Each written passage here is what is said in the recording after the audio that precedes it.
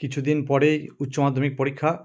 উচ্চ মাধ্যমিকের সিলেবাসে যে কবিতাগুলি আছে তার মধ্যে একটি হচ্ছে এই কবিতাটি, অর্থাৎ shall I compare thee to a summer's day, কবি উইলিয়াম শেক্সপিয়ার। এটা সনেট নম্বর 18।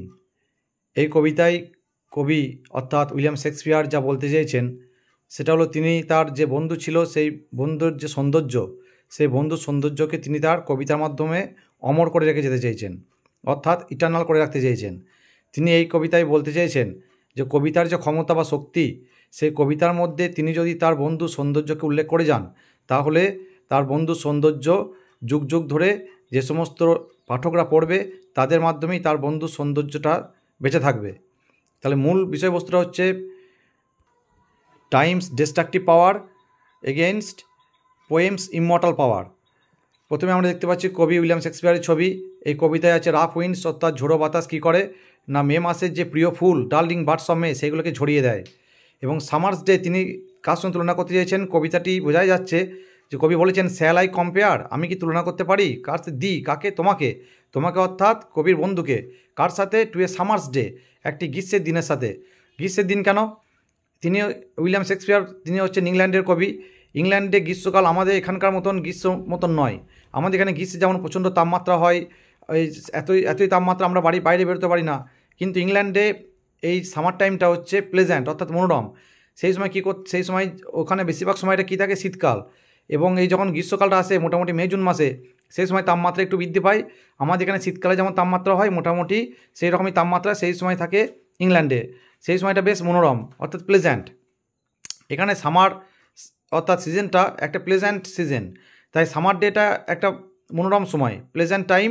কিন্তু কবি বলতে চাইছেন যে তার যে বন্ধু সৌন্দর্যটা, সেটাকে কি তিনি একটি গ্রীষ্মের দিনের সাথে তুলনা করতে পারেন?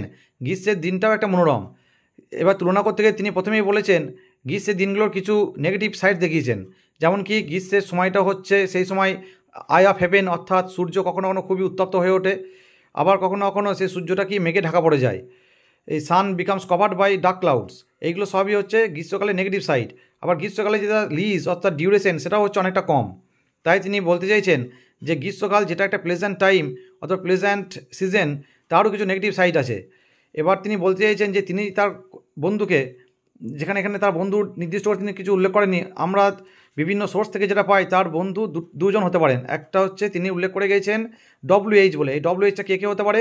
হেনরি রিওথেসলে অথবা উইলিয়াম হারবার্ট, এই দুজন হতে পারে এই কবির বন্ধু। তাহলে তিনি চেয়েছেন তিনি যদি তার বন্ধুর এই সৌন্দর্যটাকে কবিতা লিখে যান, তাহলে পরে ভবিষ্যতে যখন রিডার্সরা পড়বে, readers will read the poem and know about poets friend, যখন ভবিষ্যতে পড়বে পাঠকরা এই কবিতাটা, তখনই বন্ধুর সৌন্দর্য সম্পর্কে জানতে পারবে। এবং এইভাবেই কবির যে বন্ধু তার সৌন্দর্যটা অর্থাৎ তার বিউটিটা অমর হয়ে থাকবে, ইটার্নাল হয়ে থাকবে। এইটাই হচ্ছে কবিতার মূল বিষয়বস্তু। এবার কবিতাটা যদি আমরা পড়ি উইলিয়াম শেক্সপিয়ারের, এই কবিতাটা রাইম স্কিম হচ্ছে ABAB, CDCD, EFEF এবং GG। এই কবিতাটি 3টে কোয়াট্রেন্স অর্থাৎ 3-4-12 লাইন এবং একটি আছে রাইমড কাপলেট। কবিতাটার তাহলে রাইম স্কিম কী বললাম, ABAB, CDCD, EFEF, GG। প্রতিটা লাইনের শেষ যে উচ্চারণটা হচ্ছে তার সঙ্গে মেলালে পরেই এই রাইম স্কিমটা আমরা পাবো। শেক্সপিয়ার এই ধরনের সনেটগুলো লিখতেন, তাই এই ধরনের সনেটগুলোকে বলা হয় শেক্সপিয়ারিয়ান সনেট অথবা ইংলিশ সনেট। 14 লাইনের কবিতা। শেক্সপিয়ার মোট 154টি সনেট লিখেছিলেন, তার মধ্যে এইটি হচ্ছে সনেট নাম্বার 18। প্রথম লাইনই আছে shall I compare thee to a summer's day, আমি কি তোমাকে একটি গ্রীষ্মের দিনের সাথে তুলনা করতে পারি? তারপর তিনি নিজে বলেছেন দাও আর, দাও মানে ইউ, আর্ট মানে are, you are more lovely and more temperate, তুমি আরও বেশি সুন্দর এবং আরও বেশি ধীরস্থির। কার সম্পর্কে বলেছে? কবিতার বন্ধু সম্পর্কে। Rough winds do shake the darling birds of May, ঝোড়ো বাতাস কী করে যে মে মাসের যে প্রিয় কুড়িগুলি আছে সেগুলোকে ঝরিয়ে দেয়। অ্যান্ড সামার্স লিজ, লিজ মানে ডিউরেশন, হ্যাথ মানে has, all too short a date, এবং গ্রীষ্মের স্থায়িত্বটা হচ্ছে খুবই কম। Sometime too hot the eye of heaven shines, কখনো কখনো আকাশে যে চোখ অর্থাৎ সান, সূর্যটা খুবই উত্তপ্ত হয়ে ওঠে। And often is his gold complexion deemed, এবং কখনো কখনো তার যে সোনালি রঙটা সেটা কী হয়ে যায়, মৃদু হয়ে যায়। And every fair from fair sometime declines, প্রতিটি সুন্দর জিনিস তার সৌন্দর্য হারিয়ে ফেলে। প্রথম ফেয়ারটা হচ্ছে বিউটিফুল অবজেক্ট এবং পরের ফেয়ারটা হচ্ছে বিউটি। বাই চান্স, হঠাৎ করেই, or nature changing course untrimmed, অথবা প্রকৃতির যে পরিবর্তনশীল রূপ সেটা অপরিবর্তিত থাকে বলে। আনট্রিমড অর্থাৎ এখানে আনচেঞ্জড, অপরিবর্তিত থাকে বলে। বাট দ্য ইটার্নাল সামার, কিন্তু কবি বলছেন তার বন্ধুকে উদ্দেশ্য করে, দায় মানে ইয়োর, তোমার যে চিরকালীন গ্রীষ্ম, অর্থাৎ তার পোয়েটস ফ্রেন্ডস বিউটি, সামার বলতে এখানে বিউটি, তার ফ্রেন্ডসের বিউটিটা শ্যাল নট ফেড, কখনোই মলিন হয়ে যাবে না। Not লোজ position of that fair the worst, অথবা তোমার যে সৌন্দর্যটা আছে সেটা কখনোই হারাবে না। নট শ্যাল ডেথ ব্র্যাগ, মৃত্যু কখনো গর্ব করে বলতে পারবে না, ব্র্যাগ মানে গর্ব করা, যে দাও মানে ইউ ওয়ান্ডারেস্ট ঘুরে বেড়াও, ইন ইজ সেড, তার ছায়াতে তুমি ঘুরে বেড়াও, এটাও মৃত্যু কখনো গর্ব করে বলতে পারবে না।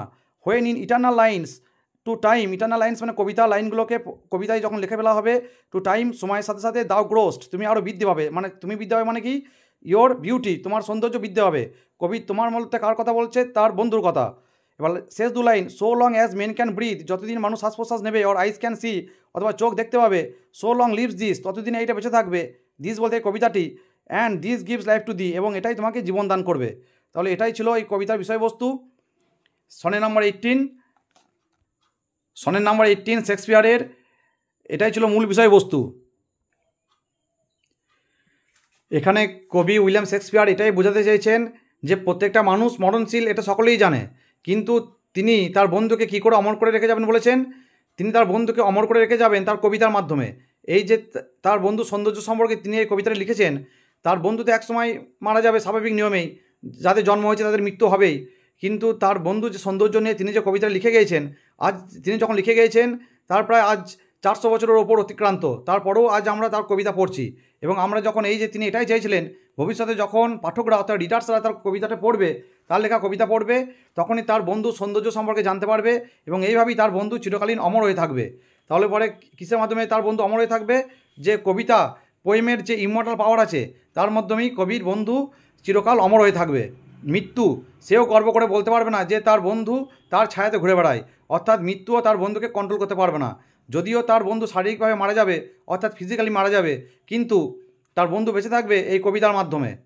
এইটাই তিনি বলতে চেয়েছেন এই কবিতায়। Shall I compare thee to a summer's day, sonnet number 18, এই কবিতার মূল বিষয়বস্তু এইটাই, যে থিম যদি বলা হয় তাহলে একদিকে হচ্ছে টাইমস ডিস্ট্রাকটিভ পাওয়ার, সময়ের ধ্বংসাত্মমূলক ক্ষমতা, এবং অন্যদিকে হচ্ছে পোয়েমস কবিতার ইমর্টাল পাওয়ার, কবিতার যে অমর ক্ষমতা, এই দুটোর মধ্যেই কনফ্লিক্ট, এটা এই কবিতার মাধ্যমে বোঝানো হয়েছে।